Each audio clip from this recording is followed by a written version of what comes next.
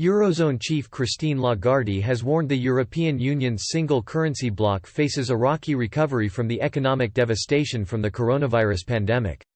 The European Central Bank president said Eurozone leaders had not yet witnessed the hardest impacts from shutting down their economies to curb the spread of the deadly disease. Speaking at a United Nations event, she said, "The worst is behind us and the hardest is yet to come." Ms. Lagarde added the recovery is going to be as uncertain and as uneven as the shock was decisive across the board. Europe faces its deepest recession since the end of the Second World War, according to the ECB's forecasts. The Frankfurt-based central bank has already boosted its stimulus 3 times this year, offering unprecedented levels of support for an economy that could shrink by close to a tenth in 2020 and take another 2 years to reach pre-crisis levels. The ECB extended its emergency bond purchases until June 2021, and could expand the program again in the future.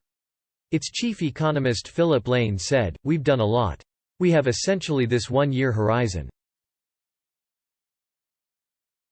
That one-year horizon reflects that, before we really know how able the European economy will be to recover from this shock.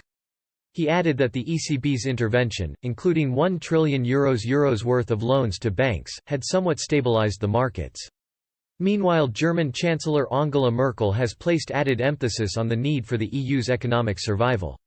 She has previously warned the entire bloc could collapse without financial stability. The veteran leader, who yesterday took over the EU's rotating presidency, has thrown her diplomatic weight behind plans for a €750 billion bailout fund.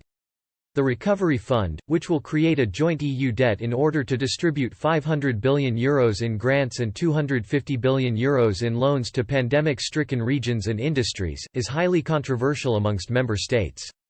Mrs. Merkel said, "The Recovery Fund cannot solve all of Europe's problems. But not having it would make all our problems worse.